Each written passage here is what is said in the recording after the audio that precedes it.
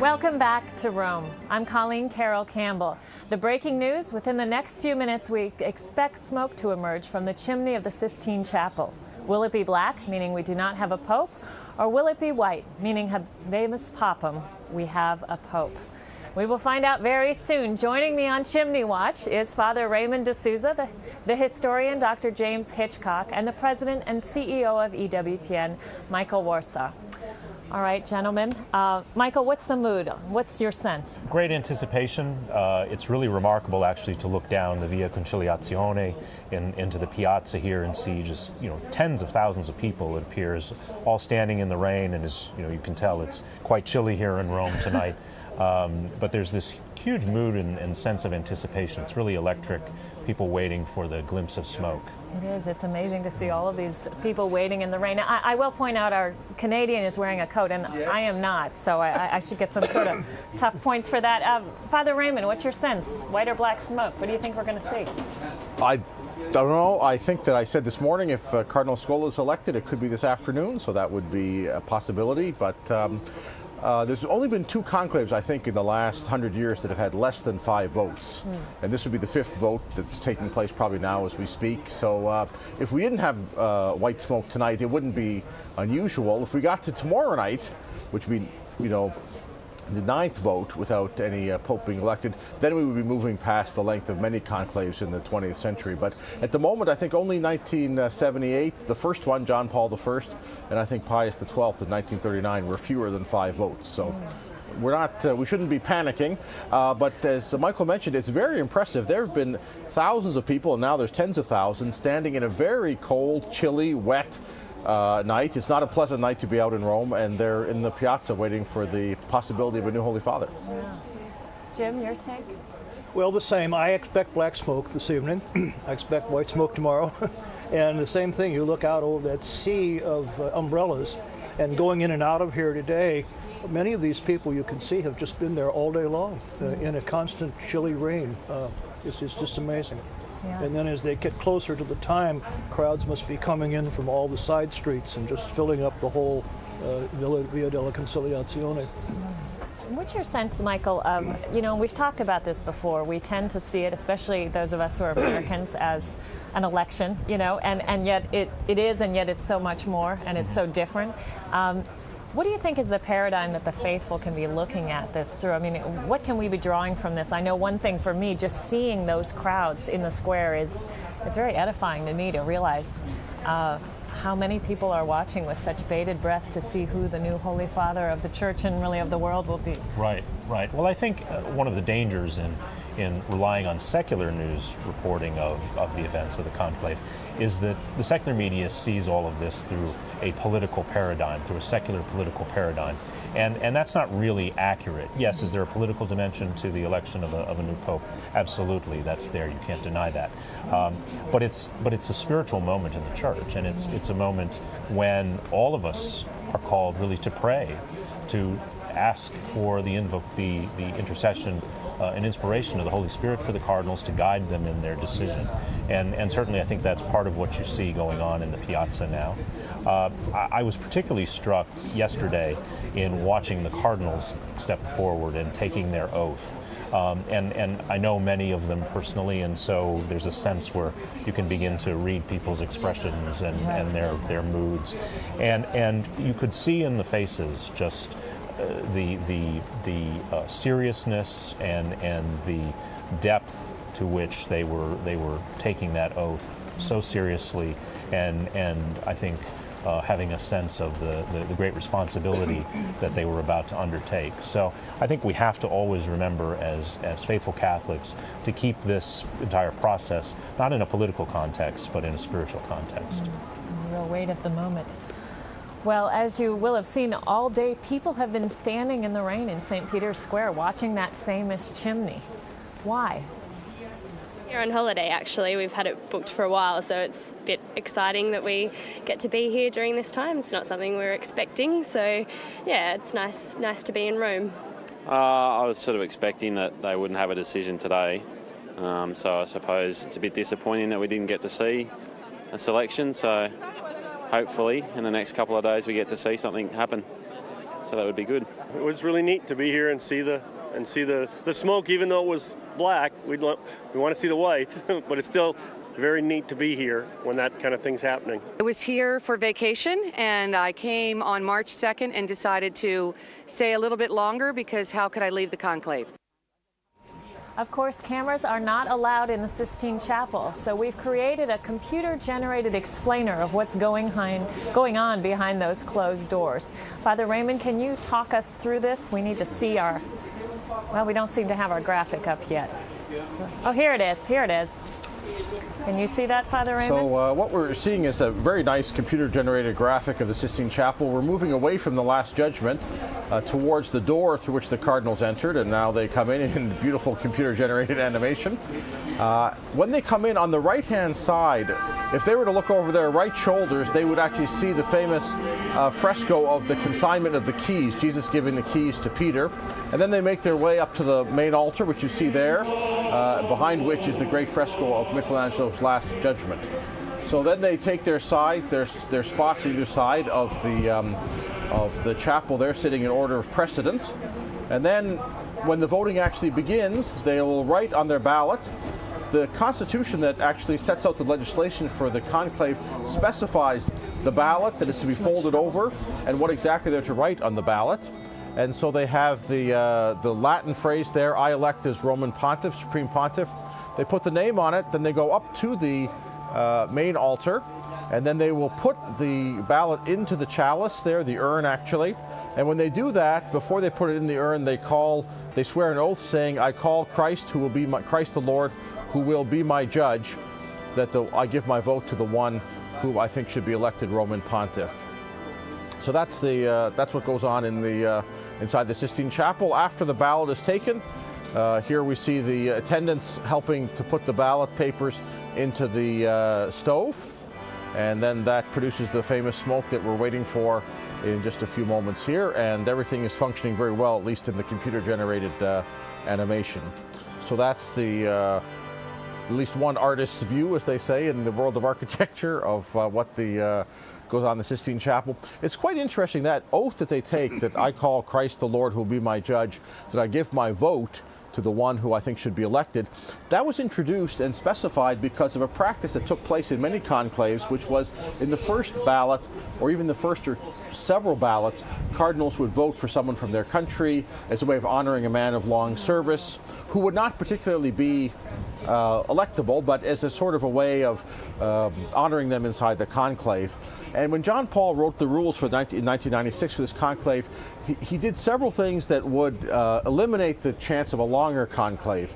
And that vote specifically says that I give my vote, that oath rather, to the one that I believe should be elected. So they're not supposed to cast a vote as an honorary sort of way of, bringing prestige to a particular candidate. So interesting. Jim, tell us, in terms of the length of a conclave, why is there this sense, because you often hear, well, they wouldn't want it to go on too long. We are probably going to see white smoke, if not tonight, tomorrow, because, is that a media-driven impulse? Is that something we're coming up with? Or is there a historical reason that long conclaves are sort of frowned upon? Well, long conclaves were always a bad sign. It meant, first of all, deep division. It probably meant dubious kinds of politicking going on. It often meant outside pressure being applied by governments and others like that. It sort of implied a kind of an unchristian spirit, of a digging my heels, I'm never going to support that man, and probably leading to bad feelings after a while. So a shorter conclave implies they're reasonable, they're open to the inspiration of the Holy Spirit, they recognize that their own view may not be necessarily the correct one, they can see that there are several different, possibly well-qualified people, and I think all of that is implied by a shorter conclave.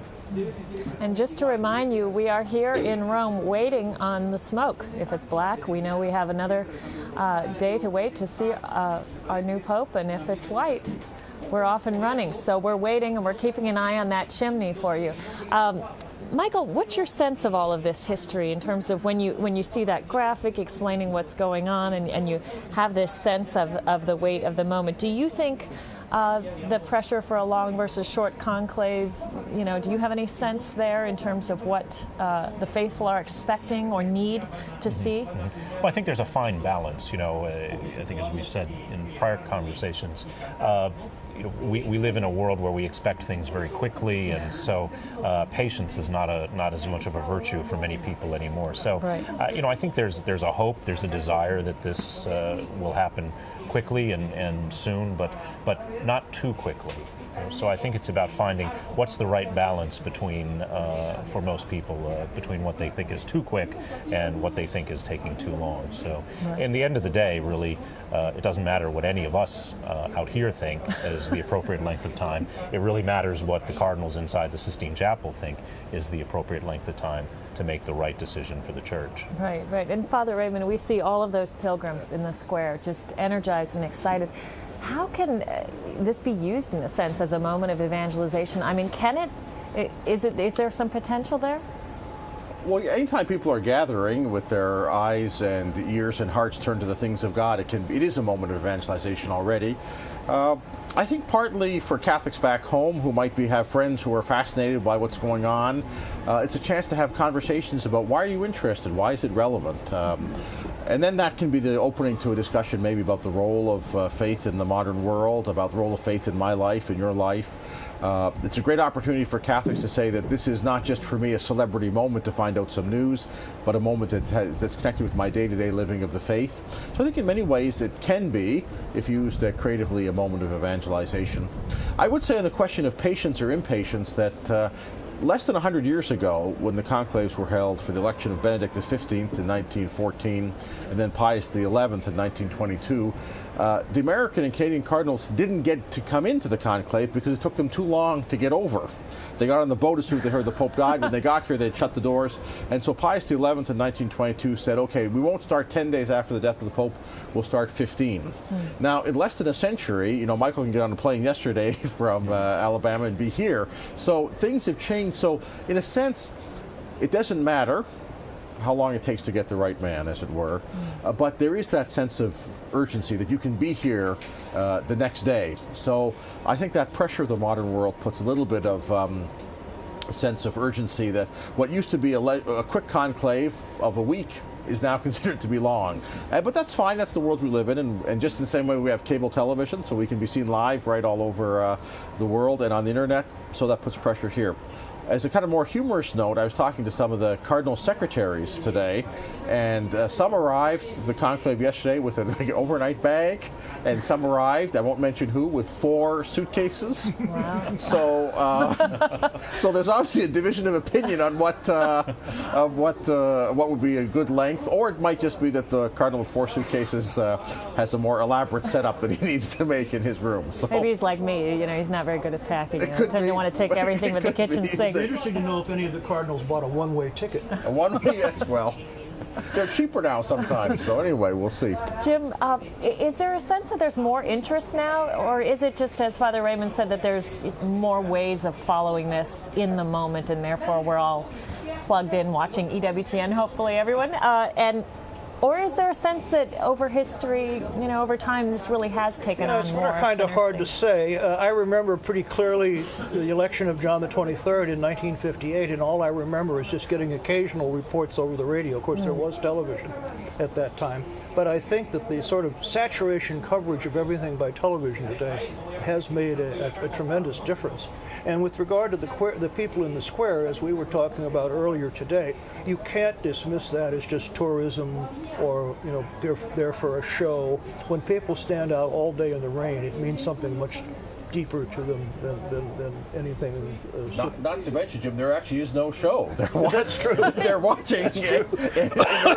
Well, you forget the pigeon that was hanging around the chimney for a while. There was a pigeon that was on the chimney for a while, but they're actually watching nothing, yes, which is quite extraordinary. So Jim's absolutely right. They're not here because of some sort of external stimulation or, you know, spectacular. They're here as an act of, at least I think you'd say, an act of attentiveness to the things of the Spirit, and then for many, I would be sure, a real act of faith. Absolutely. I might say, by the way, that the shortest conclave on record in 1503 led to a very, very unfortunate choice. So, And who was that? That was Pope Julius II. That a really short one doesn't necessarily mean quality. Although we have to admit that Julius II was the one who commissioned the frescoes in the Sistine Chapel. So God can bring good out of anything, he right? he brought a lot of good. And one he might started say. building the basilica behind us too. The basilica. So we live in Julius's artistic ambiance. Yes, even if he not was his saved, it was by his sons. artistic taste rather than by anything else, I think. Now, we just heard the bells ringing, and it is 6:45 here in Rome, and we are watching that famous chimney, and we haven't seen anything come out yet, but we're going to let you know as soon as we do. We're watching for black or white smoke. White, of course, meaning that we would have a new pope. With us is Michael Warsaw. Michael, tell us of your sense of the media coverage and kind of the media scene. I mean, the town is teeming with journalists. Anywhere you go to grab a bite to eat, there are more journalists than Italians. Absolutely. It's incredible. There are people from literally all over the world covering this as a story for their countries. Even here in our own studio facility, we're sharing the facilities with our Spanish-speaking brothers and sisters from one network. We've got some of our Japanese colleagues down the hall, some of the other American networks. So it's really being covered in a global way as a global story, which with each of these media outlets really focusing on maybe their particular cardinal or their particular interest in the conclave, hoping that their papali is going to be the one who maybe emerges on the balcony behind us. And how much stock do you put in the projections you read in secular reports over who's, because a few weeks ago we heard certain ones were the shoe-in, the front runner, and then their names drop off and we see new ones emerge. Do you think the information gets better, or do you think it's just a horse race thing? I think it's in many respects is a horse race that's being created by the secular media. I think it's ginned up by a lot of people with different interests at times as well. I think we have to be honest about that. That's suggesting persons who might be on that list because they support a particular position that's closer to someone's own ideological position. So I think those lists come from many different factors in many different areas. So I don't think we can put too much faith in them in the whole. Now, is it true that yes, the leading contenders that we would all look at and say, logically, these men should be considered someone like Cardinal Scola, Cardinal Willett, Cardinal Dolan, even. Those men are on the list. Of course, there's some logic to it as well, but we can't put too much faith in them.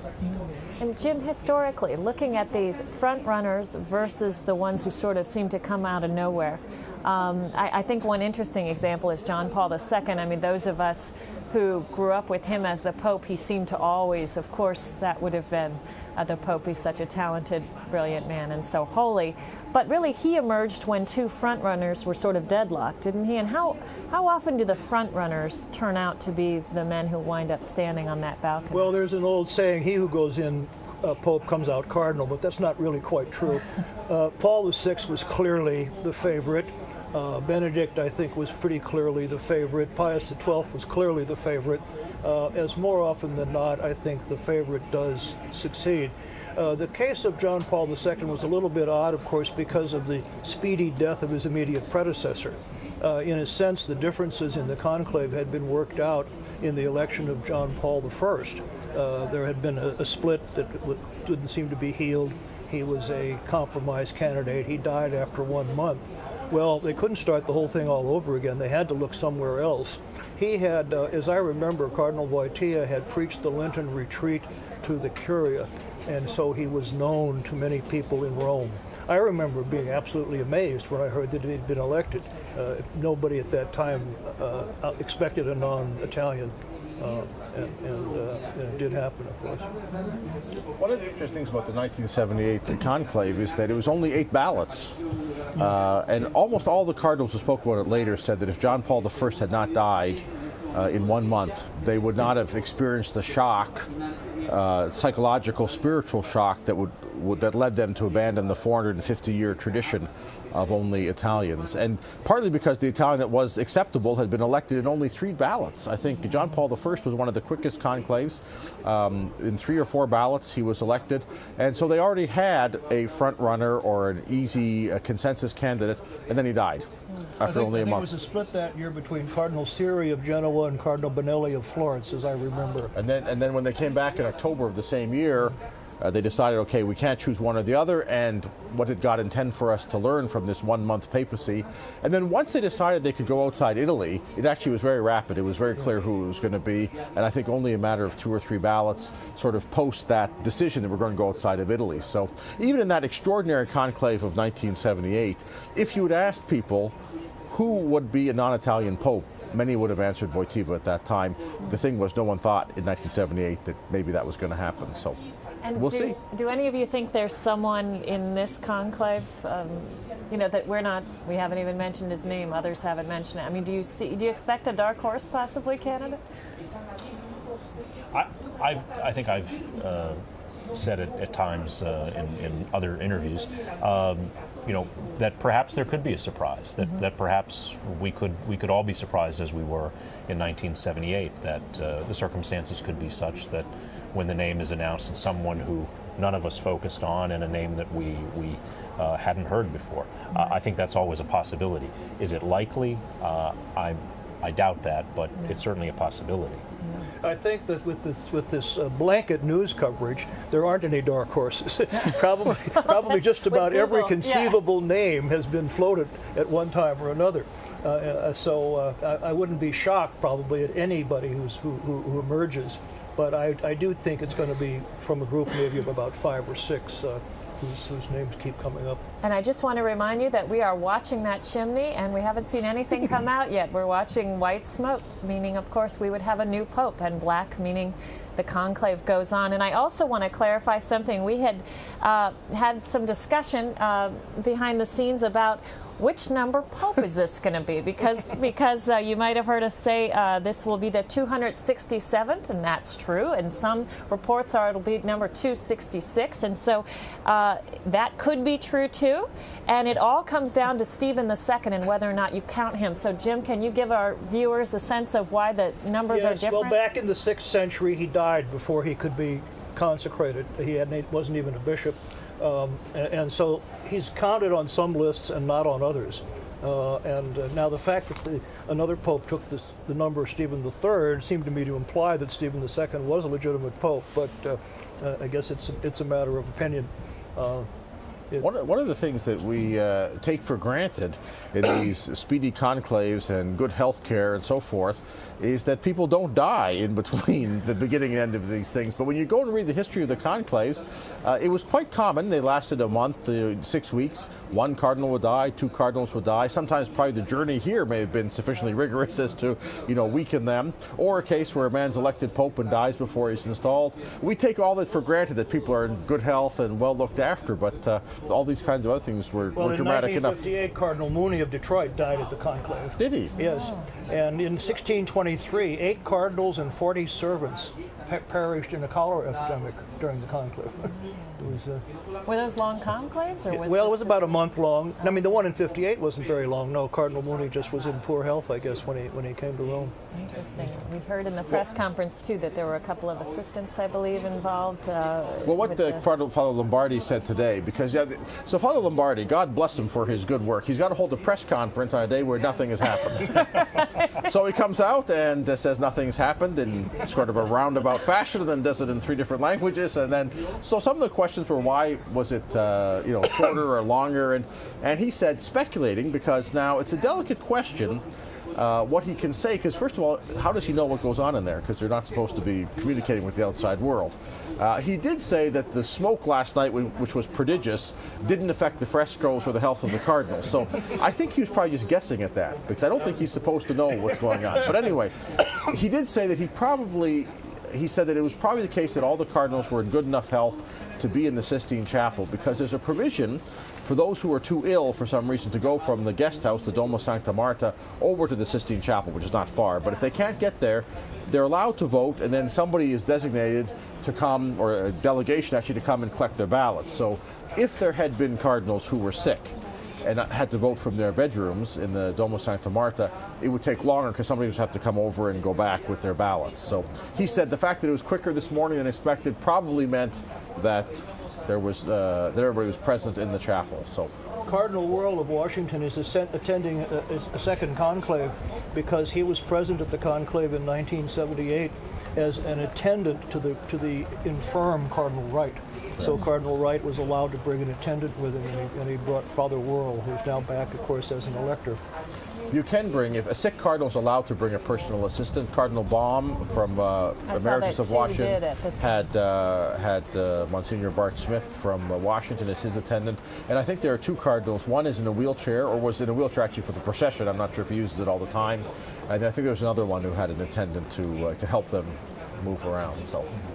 Michael, any speculation what it must be like to be in that Sistine Chapel? None of us know, of course, but just what that wait must be like, trying to make this decision, or waiting to see what the decision of your fellow elector cardinals might be? Sure, I would think it has to be in some ways overwhelming. Right. You know, I think it's the weight of that and the weight of that responsibility has got to be an awesome thing for the cardinal electors. You know, I think of all of this have momentous decisions that we make in our lives. You know, whether that's to pursue our vocation or to choose a spouse, but you know, I just can't imagine the weight that the cardinal electors feel when they walk up and take that oath, and then when they cast their ballots and walk up and place those ballots into the urns at the altar.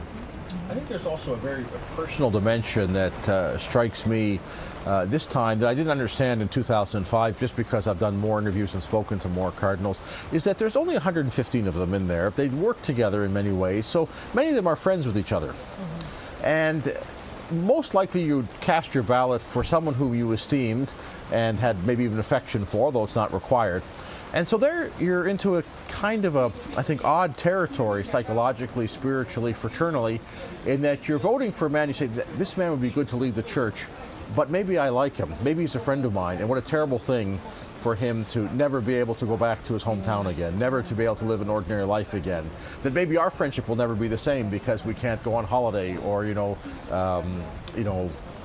meet so often to discuss things. So I realized that this time around in a lot of the pre-conclave interviews that these men know each other and there's real bonds of brotherhood and friendship there. So in addition to the weight of choosing on behalf of the church a new universal shepherd, there's that, I think, fraternal dimension is, what am I about to do to a man who's a friend of mine, or at least a brother in the college? And that, I think, would also weigh on someone to realize that we're going to change this man's life forever in a way that he may not want. It's almost 7 o'clock Rome time, and we still have not seen any smoke, white or black. You can see all of those folks who've been waiting in the square in the rain on a very chilly night. Even I succumbed and brought out my coat. So the rain's coming in stronger. It's heavier. The rain, I think Michael's getting someone is back there. I know I am. And you were mentioning that about those bonds of brotherhood and the weight that you're handing over to this person that you elect. But is there also a sense, perhaps, that when you know someone so well, can it be difficult to overcome your familiarity with him to realize that you could see him as the next Holy Father? Because I think all of us know at least one cardinal or a few cardinals. And can that be a barrier sometimes? In other words, this guy, I've known him for 20 years. Yeah. He's going to be the Pope, and could that even be a barrier for American Catholics if we had an American Pope? I think for those of us on the outside, the cardinals, I presume, once they become cardinals, always have in the back of their mind that they're going to have to make this decision. So they're always looking at their brother cardinals with that possibility in the back or front of their mind. So I think for them, the shock would not be so great. But I think certainly for people who are the friends, family members of the cardinals, the idea of someone who was, Father so-and-so or Bishop such-and-such is now Pope, that has to be a terrible shock. But I think the cardinals do always have in the back of their minds,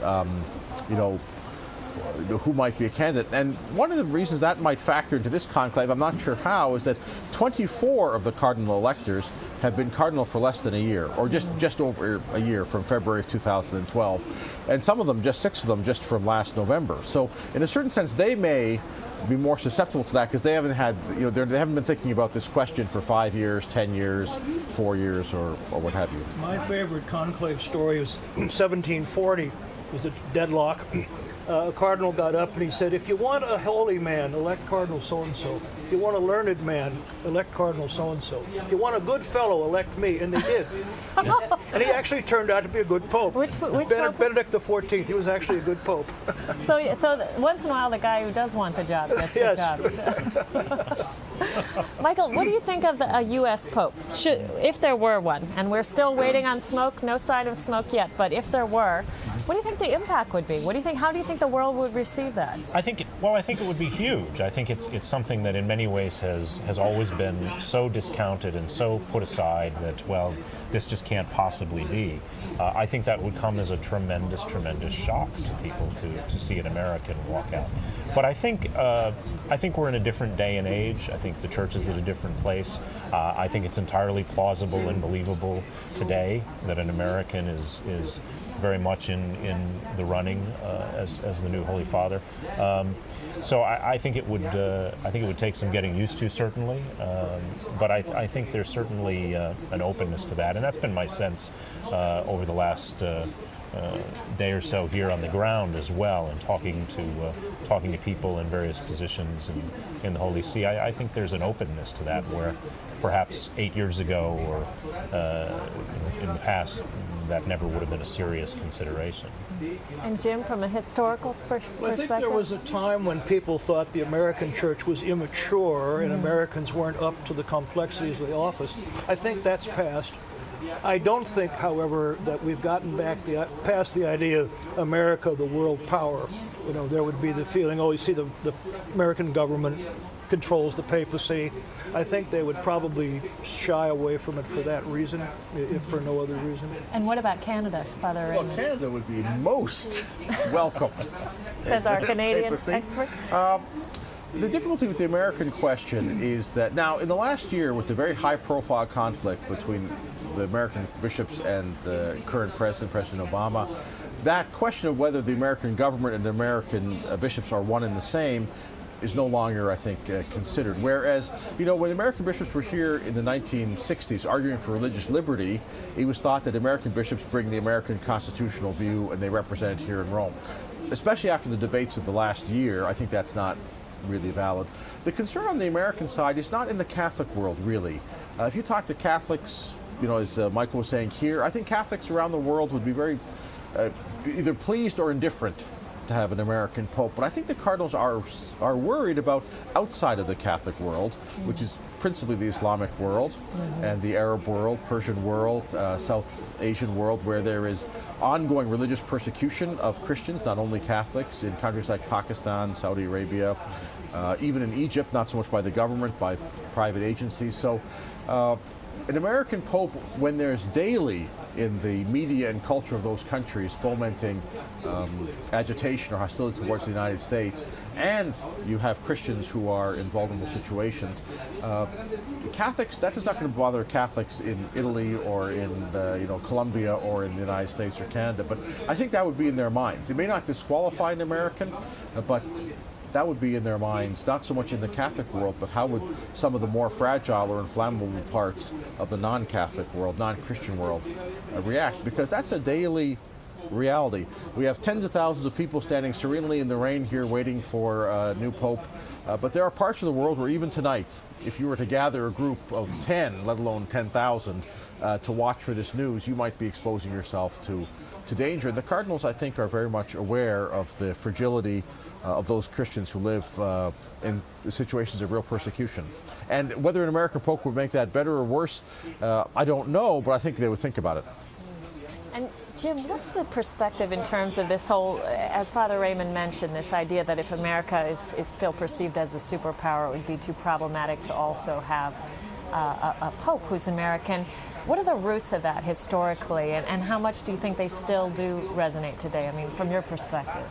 I think it's probably fairly great. I mean, maybe I'm underestimating the sophistication of much of the world's population, but people who really, don't know too much about world affairs in many of the countries that Father mentioned, and they know the United States is the great dominant superpower. Oh, okay, now they're controlling the papacy. You see, that seems to me would be a very possible reaction. And is this stretching back to Avignon days, or when historically did this become kind of a template? Well, of course, the question of political control over the papacy goes way back, and it comes up in many different forms. This is a unique form today, I think, with regard to the United States. I think, relations between the United States and the papacy weren't terribly good until probably after World War II. I think, and the United States was not clearly seen as the world superpower until after World War II either. So I think the present situation we're talking about dates from that. I should mention, since you brought up the question of political control, in 1903, the Cardinals elected the Papal Secretary of State, whose name was Rampala, and John Paul II's predecessor, the Cardinal Archbishop of Krakow, got up and said, "I veto this in the name of the Emperor of Austria, Franz Joseph," and it worked because he had the right of veto. And they then turned and elected Pius X, who becomes the first saint since the 16th century. And he abolishes the power of veto. But there were governments that actually could veto the election of a pope, and sometimes did so, and as recently as 1903. On the historical question, though, it's very interesting. In here comes the cheer from down below. So if they're cheering, there's... Looks black to me. I don't know. What do you think? Oh, they are really cheering. I don't know. It's gray. It's white. It's white. It's white. We have a pope. Is it white? Habemus Papam. We have a pope. Holy cow. Here we go. We have a pope. And look at them cheer. Wow.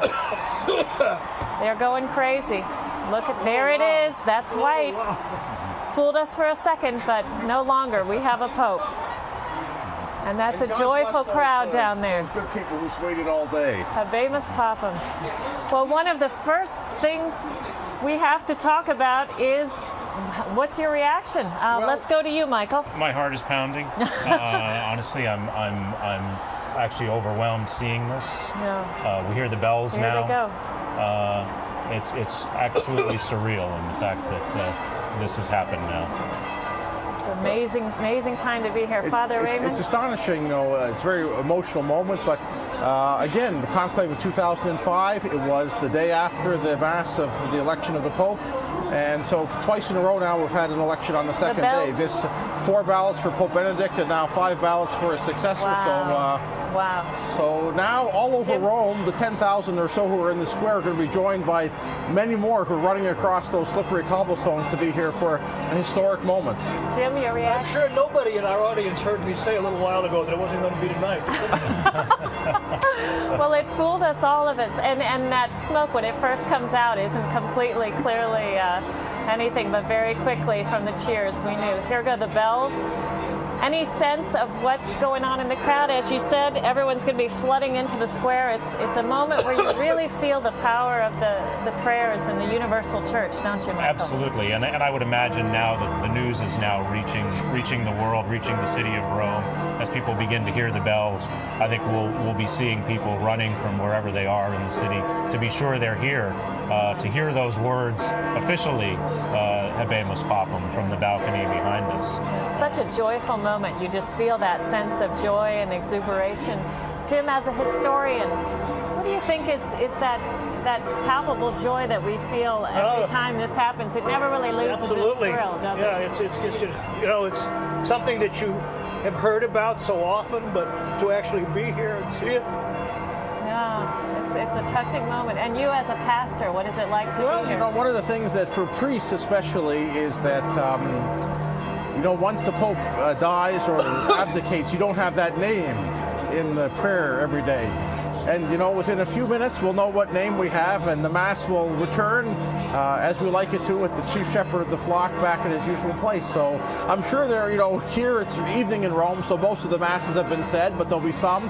But there are parts of the world where, it's just before noon, and the priest will come out for the noon mass, and he'll have a new name to insert in the Eucharistic prayer. So I it's wonder a great moment. realistically how much time will elapse before they will make the announcement. Yeah, I don't know. Do you have a sense historically what it took? No, I what don't. happens from here on out? It's about an hour, 45 minutes to an hour from the moment that the Pope is elected. So what We're happens actually is being that told 45 minutes. 45 That's the minutes, latest thing we've heard. so the ballots are counted. There's obviously 2/3. The senior cardinal, which this year is Cardinal Giovanni Battista Re, goes to the new Pope and says, "Do you accept your election?" It's in Latin. And the Pope says yes or no, but if he says yes, then immediately, with not even 5 seconds to think about it, he's asked, "What name will you call yourself?" And then he gives his name, and then from that moment, the cardinals, there's a moment of sort of informal, if you want to say, embrace or good wishes. Then he goes and changes into his white vestments, returns to the Sistine Chapel, and then will be greeted by the cardinals. The formal sort of obedience of the cardinals doesn't take place in the way it used to. And then this time what's different is that as he makes his way to the balcony, he's going to stop at the Pauline Chapel for a moment of Eucharistic adoration, and then he'll be announced on the balcony. So We just want to remind you what just happened. We saw white smoke from the most famous chimney in the world, and we have a new Pope. Michael, I think there's been a sense since the resignation of Pope Emeritus Benedict that we felt a little fatherless, maybe, just waiting and hoping. And I know, at least in myself, hearing those bells, seeing those tens of thousands of pilgrims cheering, there's almost this joy of a rebirth. The church once again steps forward with a new shepherd. There is. I think since the time that Pope Emeritus Benedict announced his resignation, you had that uncertainty, that sense of loss in a way, and certainly since his resignation took effect, that sense of emptiness. And I think his father mentioned to go to Mass and not hear the name of our Holy Father in the Eucharistic prayer. Certainly that sense of emptiness, but to see that white smoke, to hear the bells, and to really feel that emotion is tremendous. And it's a tremendous experience to be present here. And I hope our audience around the world is experiencing just a taste of that through our coverage here. And Jim, you've mentioned before, this is your 8th Pope. That's right. This new one that we're about to hear in about 45 minutes. Yes, I was born in the pontificate of Pius XI, but I don't remember it. Never gets old for you either, I That's suppose. right, absolutely. I remember very vividly the election of John the 23rd. That's the first election that I remember, and hearing about it on the radio. And for you, Father Raymond, obviously as a pastor, I wonder if this hits you. You know, we spoke just a minute ago a bit about that, but what do you think it must be like in that room of tears when this new cardinal, who we don't know who it is, now our Holy Father, is being fitted in his white garment, small, medium, or large, and getting ready to take on this awesome it's called the Room of Tears for a reason. When a prime minister is elected, when a president's elected, they don't take them to the Room of Tears because of the weight of that office. Now, I'm not sure if the new Pope actually cries there. John Paul II famously was asked once, "Do you cry?" And he says, "Not on the outside." So whether he's crying on the outside or the inside, there's probably those tears. And then there's a moment of joy for the church, universal. But in that room of tears, there's that moment for the new Pope, and maybe he's not joyful, and he may well be afraid. And then he has to hear those words that are addressed so often in the Gospels, "Do not be afraid." And then, in a few moments, if he's afraid, he comes out, he's given the embrace and the warmth and the support of his brother cardinals. And then, what really, to me, must be the moment that you realize, the new Pope realizes that his life is totally different, is when you step on that balcony. Because no one else in the world has a balcony like that. And no one else gets to step on it except the Pope. And so no one's been in that situation before. And you come out on that balcony, and there are thousands, tens of thousands of people who are just delighted to see you. Then I think you realize that, okay, this is something extraordinary. I would mention one thing that Cardinal George remarked about 2005. And the Cardinals come out, if you can see behind us there's the other balconies, and they're all standing on other balconies. And Cardinal George was asked what he was thinking about, and he said, I looked at that obelisk in the center of the square, and that's what Peter looked at before he died. And then I looked out over the city of Rome, and I thought of the ruins of the ancient Roman Empire, And yet today, 2,000 years later, 21st century, we're here electing a pope. And if you're not moved by that, well, you should be. And if you're not moved by that, you're probably not Catholic. Well, I think the bells, you know, the square has been full all day, but the bells are probably bringing people in from all over the city. I imagine we'll see the crowd stretched all the way down the Via della Conciliazione as far as the river, probably. And in fact, these bells, which are ringing now, officially will also encourage other parishes to ring their bells. We see the crowds cheering. We see all of those flags from all around the world waving. There's such joy. I see a very young crowd. Many of the folks I see in that crowd are young. I saw a young man right there hugging all his friends, crying. There's obviously a sense of, yeah, it's a neat place to be at a historic moment, but it seems to me transcendent, that there's really something special going on here. You don't see it a soccer match victory or a Super Bowl. That's right. No, absolutely. No, there's genuine joy that we have a pope. We have a spiritual father. That emptiness that we were talking about, that we felt for the last month, that's filled, and we're about to find out who that is and who our new Holy Father will be. It's a great sense of joy, and it's just a remarkable. Do you think in the spiritual order, Michael, that joy, along with our prayers, can really sort of build up that man who's sitting in that room of tears right now? Absolutely. And I would certainly invite our audience, wherever they are, to take a moment now and to pray, to offer a new prayer for our Holy Father, whoever he might be. We'll find out shortly, but we need to begin to pray for him now and to support him in his ministry of service. Yeah, absolutely. Now, Father Raymond, have you memorized all the Latin names? We're going to hear. Not all the Latin names. What exactly we're going to hear? Well, what will happen is that the cardinal who makes the announcement is assigned. It's the senior cardinal of the Order of Deacons, whose name is Jean-Louis Tauran. Now, the first thing we'll know, if it's not him, if somebody else comes out, it means that he was elected. But so that's the easiest thing. But if it's Cardinal Tauran, as we expect, will come out, he announces in 2005 there was a prefix, brothers and sisters in 4 or 5 different languages, and then he says the famous words, "Annuncio vobis gaudium magnum," I announce to you a great joy. Habemus Papam, we have a pope. And then he begins the formal title in Latin, which begins the most eminent and most reverend Lord Cardinal.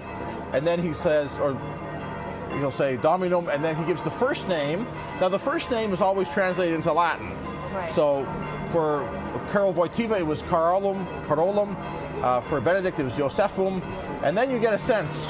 Now if it's Angelum, which would be Angelo Scolo, there are actually 4 Angelos in the College of Cardinals, so you have to wait until he'll say the Lord Cardinal of the Holy Roman Church, and then the last name. So if there's certain cardinals first names, there's only one in the whole college. What are some of the other first names we can get ready for the Latin version of some of our? Markham would be Mark from Canada, Roulette, and then there would be, for example, Cardinal O'Malley. His name is Sean, which is Latin in Latin is John. Ioannum, there's about 11 Ioannums in the college. Christopher Schönborn. So, but if it's, and then we have to wait for the last name. But in between the first name and the last name is only about 30 seconds at most. So we can wait. I remember last time. Well, once they said Josephum, people knew. Everyone knew. Yeah. If you look at some of the historical films, the most spontaneous eruption was in 1939 when a son of Rome, Eugenio Pucelli, who grew up here as a Roman priest, a Roman bishop, a Roman family, and when the Cardinal Protodiac came out and said Eugenium, they couldn't even hear the rest of it because they knew who it was. In contrast, in 1978, when they said Carolum, they asked, "Who's this?" So, but we'll know shortly.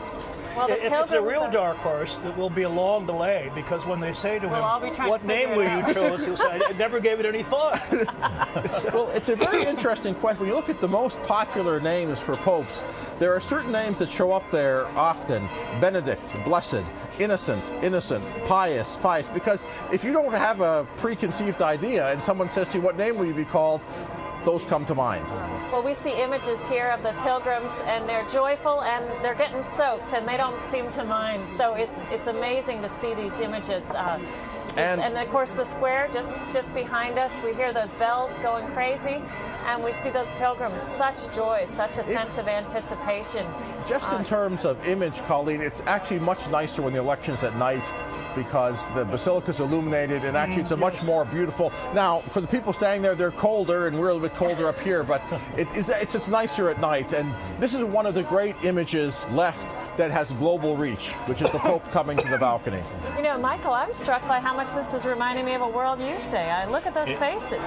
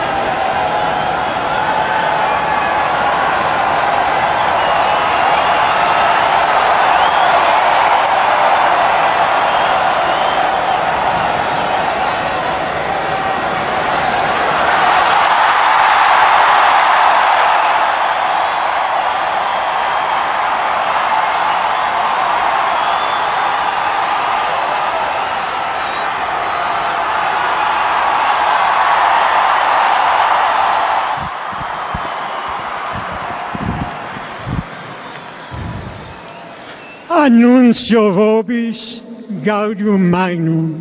Habemus papam.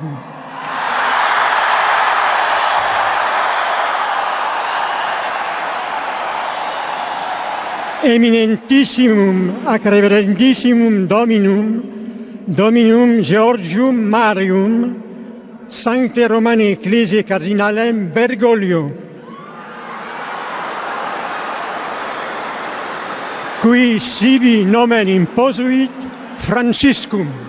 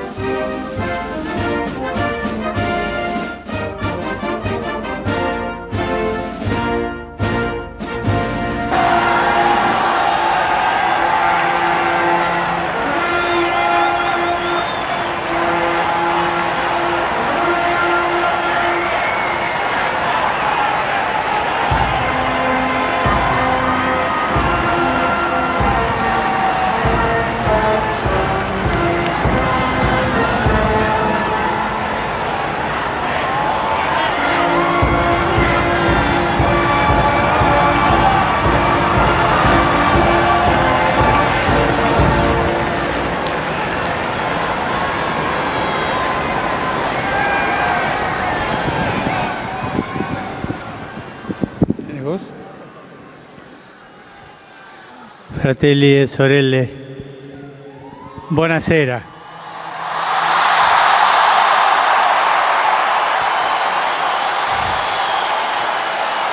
Voi sapete che il dovere del conclave era di dare un vescovo a Roma. Sembra che i miei fratelli cardinali sono andati a prenderlo quasi alla fine del mondo, ma siamo qui.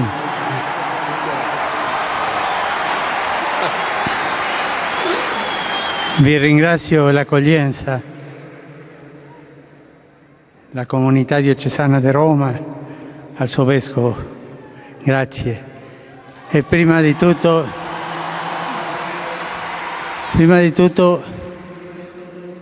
vorrei fare una preghiera per il nostro vescovo emerito, Benedetto XVI.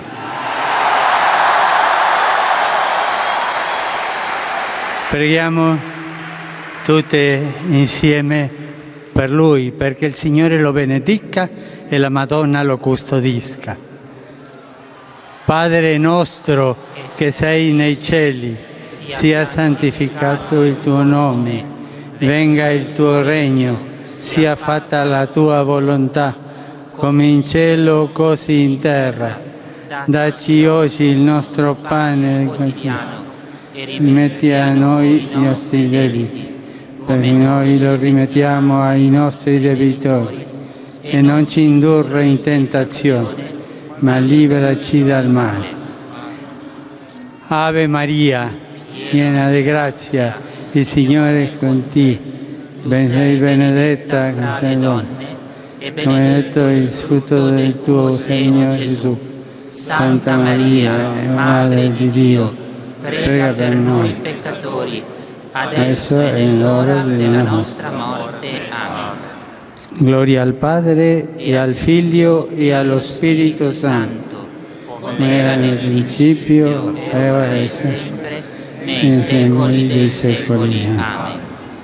E adesso incominciamo questo cammino, vescovo e popolo, questo cammino della Chiesa di Roma, che è quella che presiede nella carità a tutte le chiese, un cammino di fratellanza, d'amore, di fiducia fra noi. Preghiamo sempre per noi, l'uno per l'altro. Preghiamo per tutto il mondo, perché ci sia una grande fratellanza. Vi auguro che questo cammino di Chiesa che oggi incominciamo, e chi mi aiuterà è il mio cardinale vicario qui presente, sia fruttuoso per la evangelizzazione di questa tanta bella città.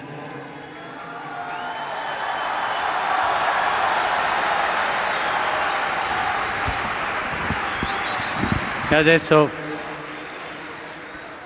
vorrei dare la benedizione, ma prima vi chiedo un favore. Prima che il Vescovo benedica il popolo, vi chiedo che voi pregate al Signore perché mi benedica la preghiera del popolo, chiedendo la benedizione per il suo Vescovo. Facciamo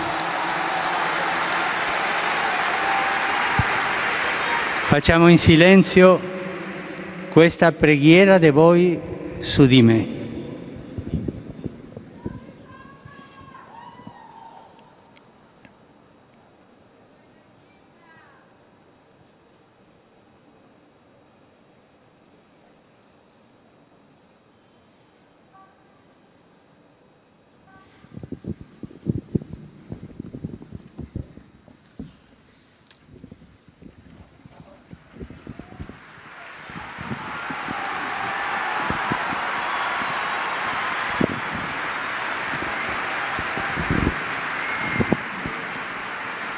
Il Santo Padre Francesco, a tutti i fedeli presenti e a quelli che ricevono la sua benedizione a mezzo della radio, della televisione e delle nuove tecnologie di comunicazione, concede l'indulgenza plenaria nella forma stabilita dalla Chiesa. Preghiamo Dio Onnipotente perché conservi a lungo il Papa a guida della Chiesa e conceda pace e unità alla Chiesa in tutto il mondo.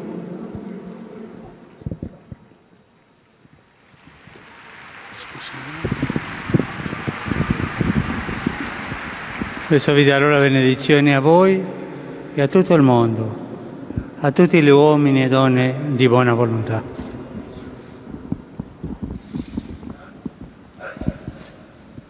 Sancti Apostolis Petrus et Paulus, de quorum potestate et autoritate confidimus, ipse intercedant pro nobis ad Dominum.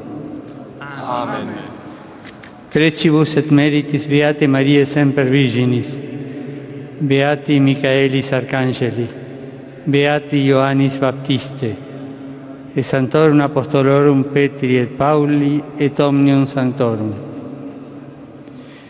Miseratur vesti omnipotens Deus, et dimissis omnibus peccatibus vestris, perducat vos, Iesus Christus, ad vitam aeternam. Amen. Indulgentiam, absolutionem et remissionem omnium peccatorum vestrorum, spatium vere et fructuose penitentiae, cor sempre penitens, et emendationem vitae, gratiam et consolationem Sancti Spiritus, et finalem perseverantiam in bonis operibus tribuat vobis omnipotens et misericors Dominus. Amen. Et benedictio Dei omnipotentis, Patris, et Filii, et Spiritus Sancti, descenda super vos et maniat semper. Amen.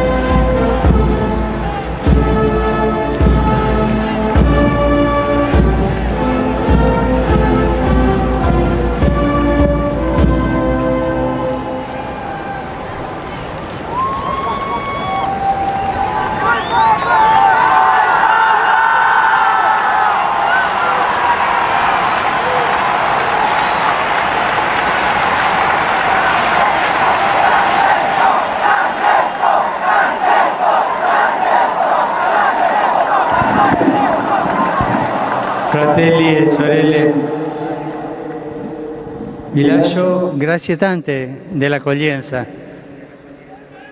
Pregate per me e a presto, ci vediamo presto.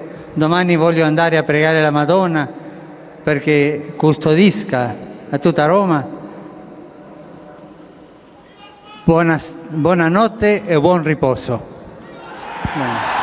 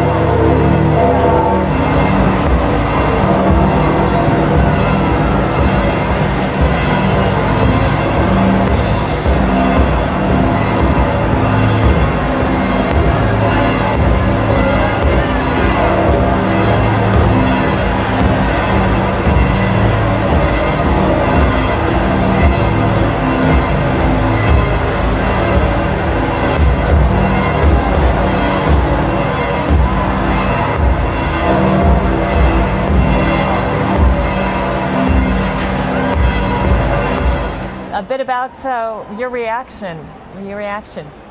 Well, I have to begin by saying that. And Joan, sorry, go ahead, introduce yourself and the rest of our and your. All right, Joan Lewis, the Rome bureau chief for EWTN. I've been covering the Vatican or working for the Vatican for 32 years. So, been to conclaves. You want to say been there and done that. But I have to say, I was ready with maybe 15 stories of the possible cardinals who could have been elected tonight. And this was not a story I was prepared to tell, to be honest with you. And some people were surprised. I think we probably were looking at 70 or younger, thinking the College of Cardinals was looking at that too, and we know he's 77. So I have no personal stories, but it's a joy to know that the Cardinals did look outside of Europe. It's the universal church. We are on all the continents. We embrace people all over the entire world. So to have another part of the world, Latin America, a huge part, what you just said, to have them represented in the papacy, if you will, is fantastic. And Francis, oh, let me tell you folks, then there will be 2 holidays in the Vatican as of tonight's election. The first name of the Pope, his Christian name, so Jorge, George, St. George, that will be a holiday in the Vatican. And then the day he begins his pontificate, which we don't know yet, will be a holiday. And we are also joined tonight by Rocco Buttiglione, an Italian politician who is kind to come on the set with us on this historic night. Your thoughts? Well, first of all, I wish to stress that the first oath of the new Pope was for Benedict XVI. This means, is a way of saying the continuity of this pontificate with the pontificate of Joseph Ratzinger. And I think there is a continuity also in another sense. He said, well, the old Pope has resigned in order to make it clear, I think, that what is central in the life of the Church is not the papacy, not the institution, not the fact of being a man or a woman, a priest or a layman, but of putting Jesus Christ in the center of your life. And this is exactly the starting point of the new Pope. And when he takes the name Francis I, this is exactly the only thing that is important is Christ. So to the Curia, but not only to the Curia, to all of us, don't take too seriously your particular role. First comes the poverty of your heart in front of God. And this is exactly what the Church needs now. I wish to add, he's an Argentinian, so a fellow countryman of us Italians. Argentinians are Italians somehow, or Italians are somehow Argentinians, but he comes from an Italian family. He has given a great witness of orthodoxy, the true doctrine, but also of love to the poor and to the Church of the poor. One could even say, in one sense, that it's an expression of the liberation theology arriving to the throne of Peter. The Argentinian liberation theology, that was different from the liberation theology of other parts of Latin America, that was never Marxist, but always stressed the necessity of thinking the theology, the presence of Jesus Christ in the life of the people, in the life of the poor. And he has given a great witness, renouncing to many richness of a wealthy church to be poor among the poor. This is he has done in Buenos Aires, and I think this is what he's going to do here in Rome.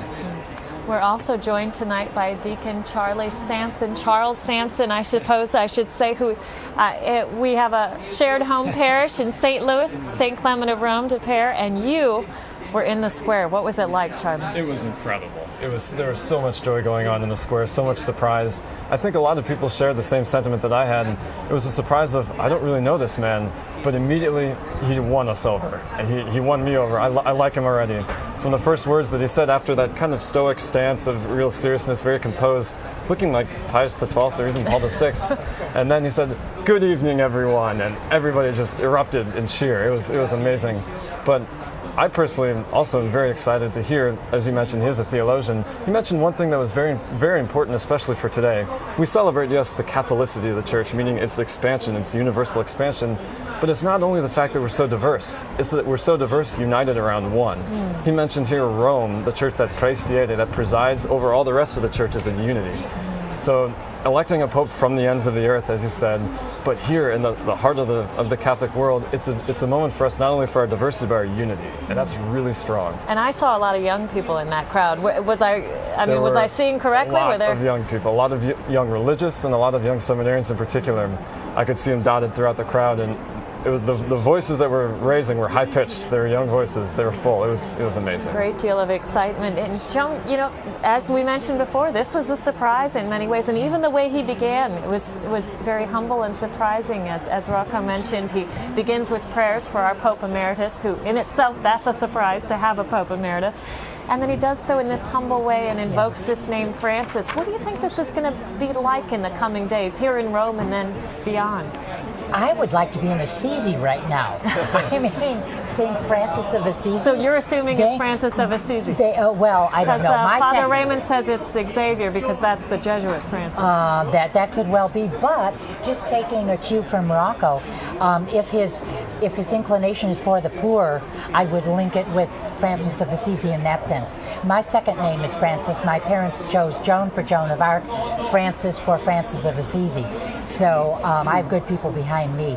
But just today on EWTN Radio, I was asked the question, how do popes choose their name? Not knowing we'd be talking about this tonight. And we were going over the names that have numbers. We've had 23 Johns and 12 Pius and so forth and so on. And so we were trying to think of a name that there had not been other than Peter, Peter the First. What name had no pope use? Well, we found out tonight, didn't we? You know, and I don't know if we have time on the show, but I brought something that is extraordinarily rare. The Osservatore Romano from 1978, when Albino Luciani was elected as John Paul I. And the reason this is rare, it comes out and says we have a Pope, Albino Lucianum, all in Latin. Then it says, it's supposed to say, who took the name of, and of course John Paul I, and the Latin is wrong. It's supposed to say Could you hold it up just a little? It's supposed to say nomen, and it says nominem. And you know who found out the mistake at the Osservatore Romano? The 15-year-old son of the editor, Valerio Volpini, had just started studying Latin. and he said to his dad, I don't think that's the right Latin. They stopped the presses and took it off the market, but I have a copy. Rocco, I want to ask you, it's good to have Joan. You've got, Joan's got her finger on anything wrong, yes. So we go to her for anything. But certainly... Be careful when you talk to her. Okay, you would have a perspective, as Deacon Charlie mentioned, he really spoke to the people of Rome as well. You know, where I'm from far away, but I'm here, just as John Paul II did when he emerged, yes. You know. And how do the Italian people seem to very much intuitively and quickly embrace the Bishop of Rome? Do you think we're going to see the same thing here with our new Pope? I think so, I'm sure, for two reasons. First of all, because they feel him immediately as one of us. The very fact that he speaks Italian so well as an Italian helps us to feel that he's really one of us. But on the other hand, he has spoken, he has spoken as the Pope of the Universal Church, but he has spoken also as the Bishop of Rome. He has made a reference to Maria Auxilium Christianorum. I also know some Latin. Mary, help of Christians. It is Mary Salus Populi Romani. Mary, the help of the Roman people. And Roman feels this as one of us. He knows us. He will be our father. And he will be the father of the Universal Church, being the father of the Roman people, because of the special message that God has given to the whole church through this community. And is of course not the first pope coming from non-European countries. a certain Peter, the first pope, also came from well, a non-European country. Good point to and make. many others.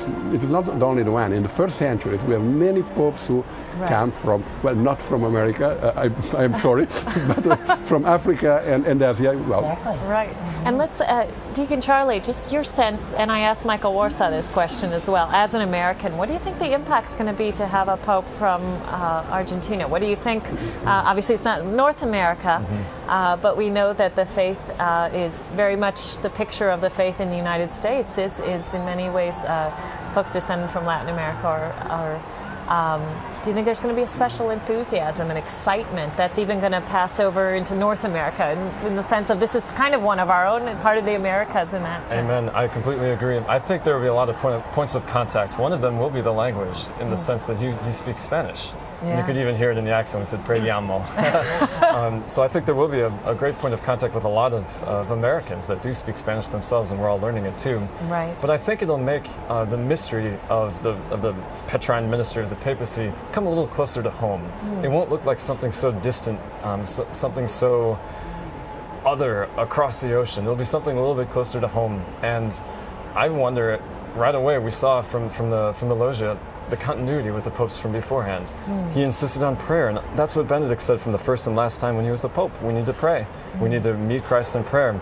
So I think these messages, these simple key evangelical messages are going to sink in because he does have roots closer to home. And what do you think about having a Jesuit? What do you think the impact will be there? Well, I attended a Jesuit high school, college, and now a graduate school. So I think being a theologian and a Jesuit, we will probably be hearing a lot of him in the classroom, for sure, at least. And Joan, do you have any sense here in Rome, what are things going to be like in the next few days as Romans get accustomed to their new Holy Father? He mentioned, I'll see you on Sunday. So what comes next in that sense? He said, and I'll see you in coming days. And he said tomorrow he wanted to pray to the Virgin. I didn't hear if he mentioned a shrine or had a particular Virgin where he was going to go. There's a lot he's going to have to do, of course. You know, his plan is first Mass. And the heads of state will be coming to that. The city of Rome has set aside €4.5 million to get things ready for his first Mass. But I think, really going back to also what Rocco said, the continuity with the Argentinians, because there's probably half of the people in that square, the Italians tonight, who probably went around saying, I've got an uncle in Buenos Aires. I've got, they're going to have a relative. And I think what Deacon Charlie said is going to be true in America. They're going to think of a relative they have in Argentina. So that will be there too. But the relief, we have a Pope. Okay, for many of us, we have to get to know him better. He was not our Archbishop in our diocese, but now he is. And when we go to Mass here, this is what I've always loved. You know how back at home, you're in Chicago, you pray for your bishop, Cardinal Francis George. Here we pray in Rome for our Pope and Bishop, because the Pope is the Bishop of Rome. So it's a wonderful prayer at Mass, which we haven't done for days. So that goes back in the Mass. We now can pray for a Pope. You know. Okay, I just want to, we're running out of time, but any final thoughts from you about this new Pope this evening, what it feels like to be here on this historic night? Well, it is of course an historical event. The Holy Spirit has more fantasy than men have, and nobody really expected this. Of course, he was highly respected. We only knew that in the other conclave he had many votes, and he had said, no, please, vote for Joseph Ratzinger. But many people thought, no, he's too old. It is clear that the Holy Spirit can make young those who are old according to the measure of man. And so I think it will be a Pope that will rejuvenate the Church. And it gives us a perspective. Very often we think in terms of progress. And when we say the Church must adequate herself to the human progress, and we think of a few countries very secularized in Europe, a little bit in the United States, but less. And we forget that a new world is growing. And this new world is a world outside of Europe and outside of the United States, in Latin America, in Asia, in Africa. A new humanity is growing, and this new humanity now is growing also not only demographically, but also economically and culturally, and they have not the same idea of progress that we have. And a part of what we call progress might be decadence. And this Pope coming from outside may help also us Europeans to better understand what is our situation and what is the calling of God in our history. Our faith is ever ancient, ever new. Well, thank you, all of you, for being with us. Congratulations to the church tonight. That's right. We have a new Holy Father. Well, that's all for now. We have a new Holy Father. He is Cardinal Jorge Bergoglio, who has taken the name Francis. From all of us here at EWTN, I'm Colleen Carroll Campbell, and we thank you for watching. May God bless our new Pope. And now we're going to send you back to Doug Keck in Birmingham.